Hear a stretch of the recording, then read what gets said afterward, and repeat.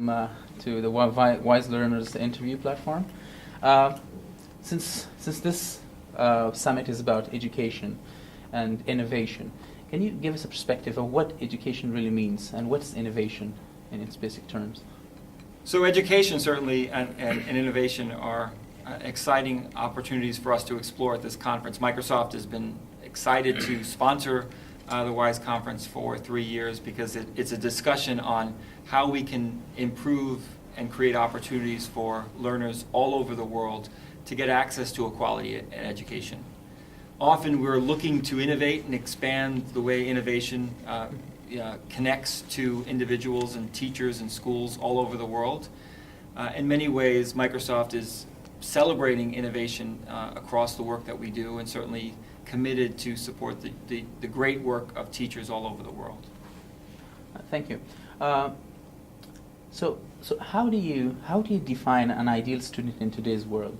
Like the student that you think about in today's technologically revolutionized world. Like Certainly. How would you define that? Well, I think first off, students all over the world are different, but for the most part, they want to connect to making the world a better place.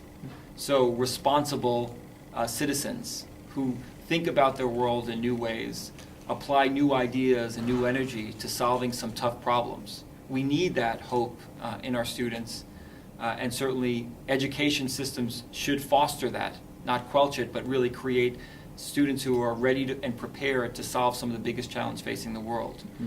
Certainly, students who are ready for the workforce, both the one that exists today and the one that will exist in the future when they're ready to enter it, which is increasingly important. It may not be the same. The workforce that many students start an education experience today, it will look very different in 10 years or 15 years, etc. So creating a foundation of skills on the way in which they collaborate, communicate, the way in which they use information, the way in which they work every day, creating skills to do that effectively in a responsible way is certainly something that I would look for a student today and certainly for years to come.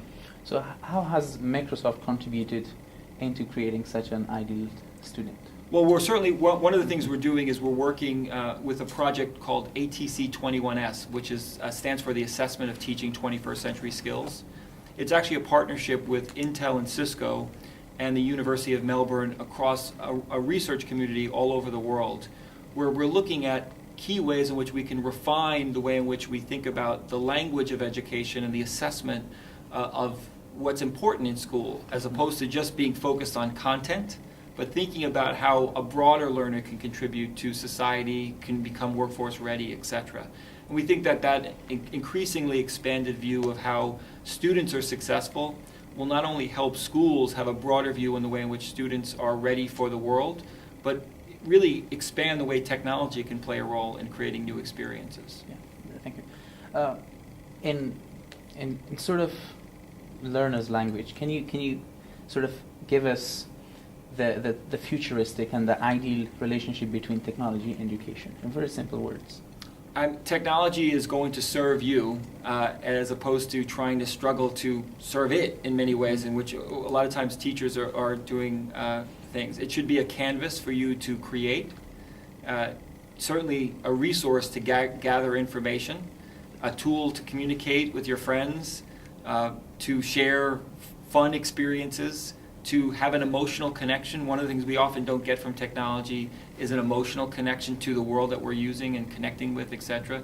Increasingly, we'll start to see that richness come in.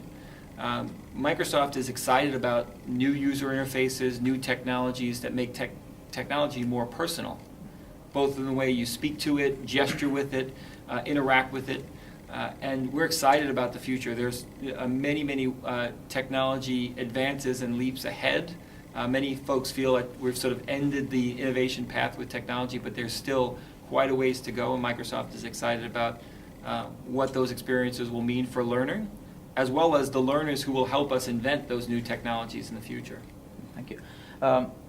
How do you address the accessibility of technology for the purpose of education? Well, accessibility is really two things. Mm-hmm. First off is access for all. And there's plenty of access gaps all over the world where students don't have access to technology or even access to a quality education. In many ways, issues of race or gender are preventing students from going to school. We've got to fix that. We've got to help the poorest people in the world get access to not only a quality education, but access to technology. It's got to be a right and not a privilege. Then there's accessibility issues where learners with a physical disability or a learning disability maybe get shut out from the world of communication, of content, of collaboration with others. And Microsoft cares deeply about those areas, and we have a lot of focus on accessible technologies to make learners of all types contribute to not only digital learning, but the digital community and the world technology can provide there is tremendous. We're seeing new innovations like Connect enable great opportunities for even things like physical therapy or gesture-based input to create experiences that many people weren't able to contribute to before without those advances. So we see technology as a great accelerator to make not only learning more accessible, but certainly making it more accessible for the learners who need those experiences. So in today's developing world, if you see, people do not even have access to any type of basic education. Certainly. And we talk about technology. So, and they can't compete with the rest of the world. Absolutely. So what is Microsoft doing? What's an example project that Microsoft is sort of enabling them to compete with the rest of the world? Well, Microsoft does a lot of work on digital literacy. And certainly we have digital literacy curriculum, and we work through learning centers and schools to provide access to basic literacy around how to use technology for learning, etc. But you're right, there are many folks who require basic literacy skills. And one of the things that we do is certainly work with governments and education institutions to help expand access for learning, access to great teaching and methodologies, use new technologies to help basic numeracy and basic letter skills and certainly things like that. It's a huge problem, first off, but you're absolutely right. To compete in the global workforce, not only do you need basic literacy skills, basic digital literacy skills, but increasingly advanced skills as our workforce gets more specialized, diverse, and complex. So one of the reasons why Microsoft cares so deeply about education is because the opportunity for the global economy, the challenges that we face as a society are going to require rich solutions. And we're going to need a workforce ready to provide answers to questions that we're asking of the world. And increasingly, that's going to start in classrooms today. Very interesting. So we talk about that technology is enabling people to develop, to compete in the global workforce. I mean, there are some sort of perceptions that technology is somehow suppressing creativity. In a way, what do you think? Is it sort of what I think, well, evil? we have to, well, Yeah. Oftentimes technology is too centered to the experience. Many schools, for example, they start with technology, and then they worry about, okay, how do we use it? Why are we using it? You know, and you're serving the technology in that model. But if you think about what are we trying to do, how do we create new experiences? Technology can become a great enabler. We often worry about, is our students connecting socially, and they're using technology, Connect, and maybe they should be outside and playing and experiencing the world and experiencing each other.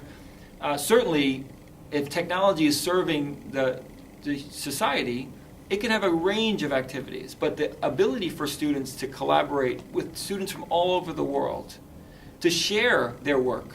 I can create a digital image and share with students who never would have experienced that before. I can listen to music that were created in the classroom in another part of the world. That openness creates a whole rich fabric of new experiences, new connections, new humanness, as well as new creative opportunities that were never even before possible. And I think that I like to focus on those. You know, not only can technology create new ideas and new experiences, it becomes a sort of a launching pad for that, but the ability to connect and socialize and learn from other parts of the world is a sort of a tool that technology has provided, unlike any other resource before.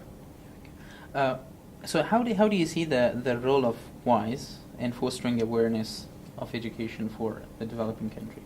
Well, I think one of the things that you'll see, and certainly it's true in developing countries for sure, and I think the urgency is critical, that what happens in WISE is a recognition that there's a global priority around education, that there's a common vision.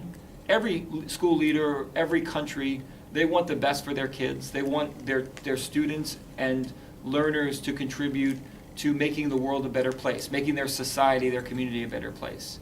They also share a belief that education is going to be the hope for their future with regards to economic prosperity, business development, new jobs, etc. Those things are common, not only with every parent, with every student, but the country leaders that are represented in this conversation at WISE.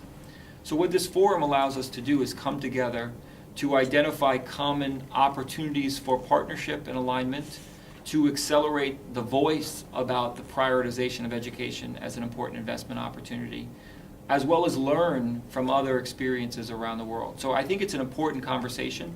It's one, though, that we have to connect to action.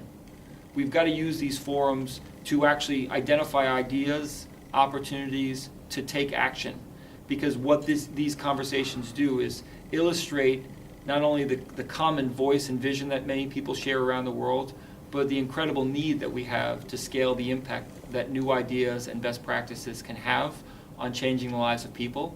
We cannot waste a generation of students to figure these things out. We've got to urgently act to fix these things and certainly make education an opportunity to change the lives of humanity and certainly make the world a better place everywhere. So what's your message for the learners here? First thing is I would lift expectations on what's possible. And certainly recognize that we need you to identify and solve some of these big challenges that the world is facing. Every kid in every classroom in any part of the world can make magical things happen. Don't aspire just to work at a company like Microsoft or a company like Apple or Google. Find the next creation. Create answers to problems and questions that you may have. Dream big. And certainly as you dream big, you'll achieve more, as well as create an inspiration for others in your classroom. We need the best from all of you, and certainly use technology, use your connections with peers, appreciate your focus on education, and get prepared for the workforce ahead. Thank you very much.